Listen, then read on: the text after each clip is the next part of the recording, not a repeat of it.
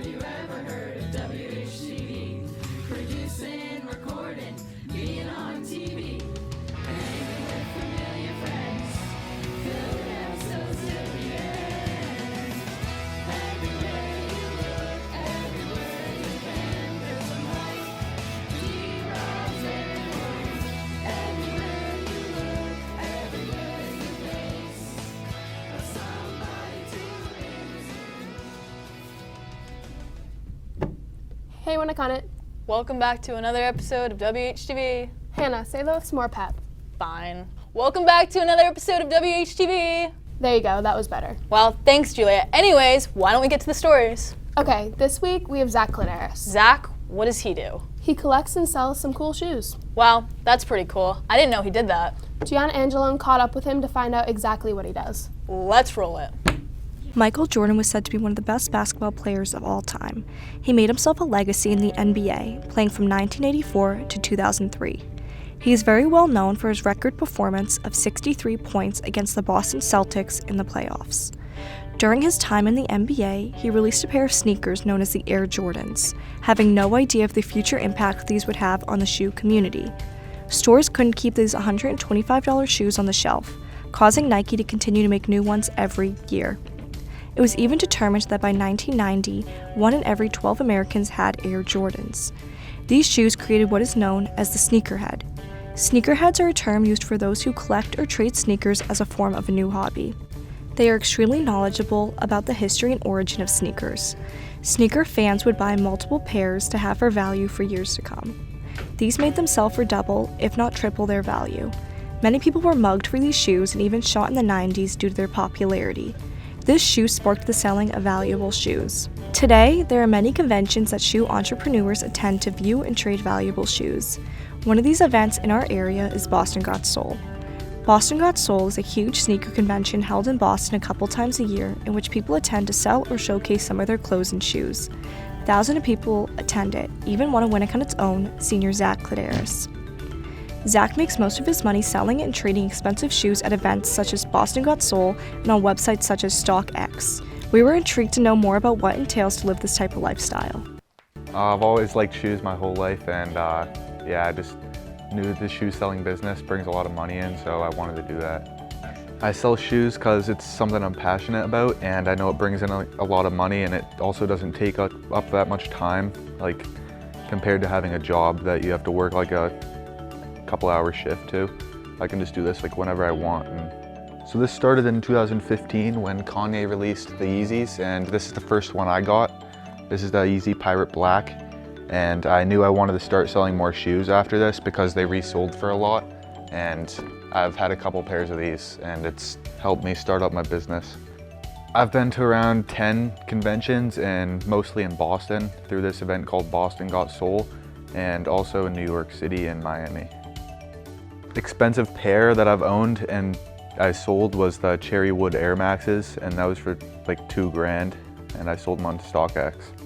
My favorite shoes, probably these. They're the Travis Scott Air Force One Sales, and I like these because Travis Scott's one of my favorite rappers, and I've also worn these in a couple concerts that I've gone to of his. I plan on doing this in the future because it's something I'm passionate about and it doesn't take up that much time. Good luck to Zach and all other entrepreneurs in high school. For WHTV, this is Gianna.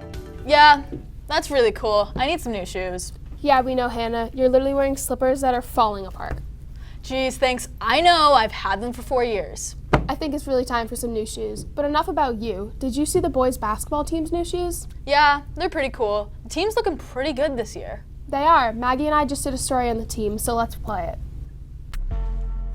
The boys' basketball team is just beginning their season, and as 6 seniors left the team last year, the team is continuing to look ahead.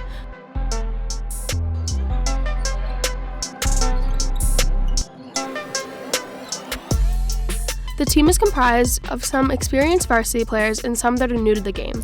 Well, we're really young this year, so like right now we have some older guys who have played varsity before, who are trying to like show the younger guys how to like keep going and just like what it takes to play at the varsity level. You know, it's difficult when you roll out mostly juniors to compete against seniors, and We have one senior captain, Connor, who's great, but other than him right now, at least, he's getting a lot of minutes. Brady's helping out quite a bit, but we rely a lot on juniors and sophomores. And so getting those guys up to speed and getting them familiar with what it's like to compete at the varsity level is probably our biggest challenge. Senior captain Connor Constantine says that their goal for the season is to just continue to grow and improve. For the rest of the season, we hope to just keep playing better. We hope to win games, obviously, but if we lose, it'll still be good learning experiences. So we need to move on from there. We're young, and so we're looking to improve on all aspects of the game. We're looking to push the pace a little bit this year, take advantage of some of our athleticism. We're looking to improve on our shot quality. We're always looking to get better at defense as well, create stops. With a tough loss in the first 2 games, some challenges being faced is that they're a young team, although they have good team chemistry. Most of us have been playing together for years, and we're all really good friends, so it's very easy to play with each other on the court. And then team dinners and stuff, we bond very well, so the chemistry on the court translates from those. On the other hand, they are looking forward to what the rest of the season holds. So far, the season hasn't really been going the way we want, but we still have a long season ahead of us. We played well in the tournament. And we just keep getting better every day, so we're looking good. He also says that one of their team's strengths is their defense. We take pride in our defense, and we love holding teams to low scores. It's a really good feeling, and it helps translate into our offense. One of our strengths is our athleticism.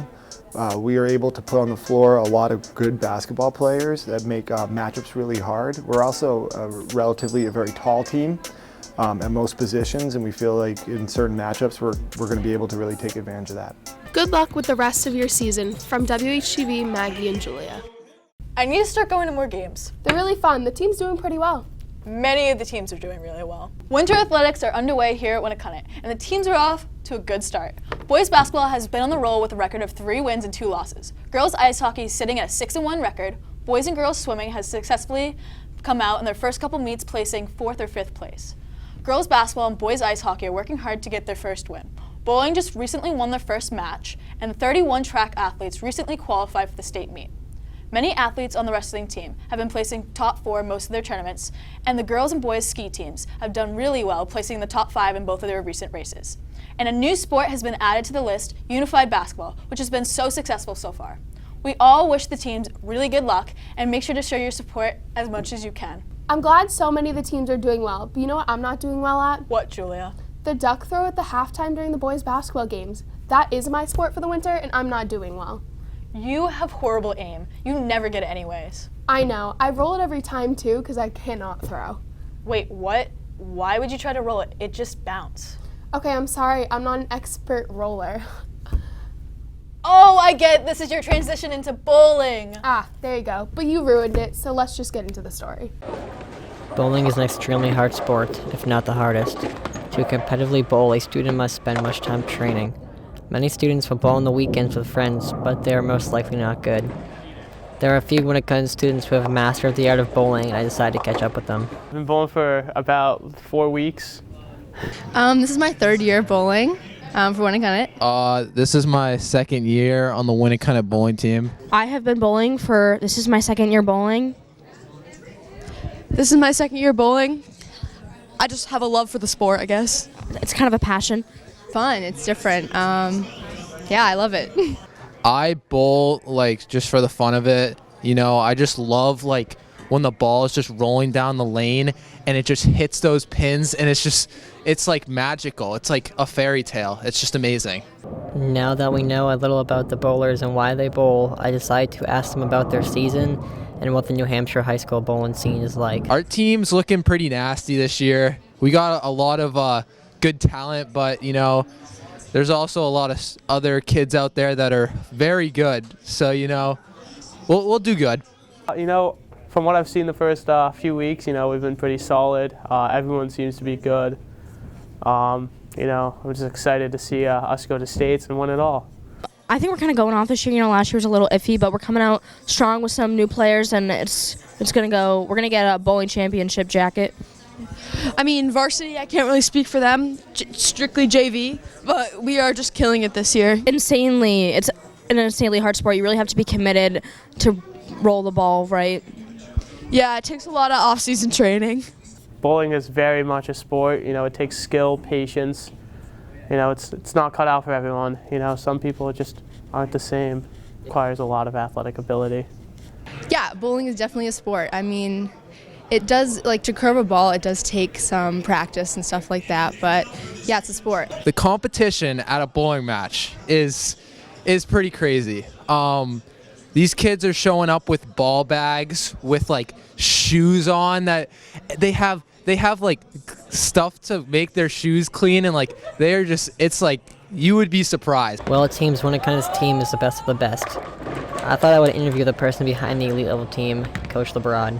This is my second year coaching at Winniconnett. We're already off to a great start, so I think we are going to be very successful this season.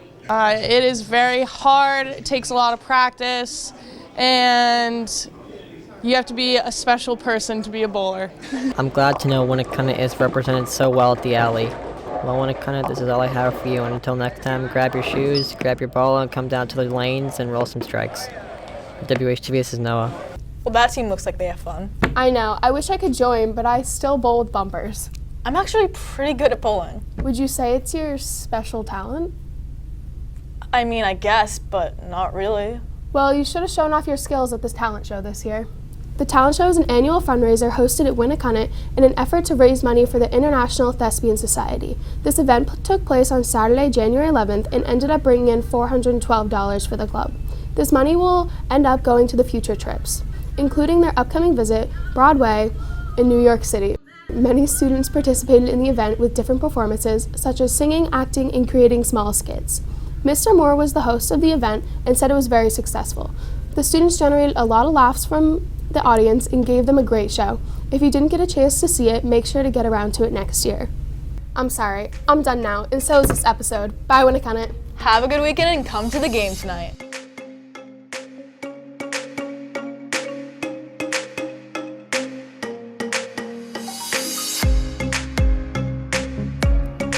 Thanks, Julia. Seriously, we're not doing this. I'm not even gonna laugh. I know. Many of the teams are actually doing pretty well this year. No, just cut it after well. That's fine, cut it after well. I don't know why you do this every single time, but if your hand's always out like this and it's so awkward. January 11th, and ended up bringing in $412 for the club. Nope. I'm gonna freak out really soon. The students generated a lot of laughs from the audience and gave them a great show. No! I hate freak out.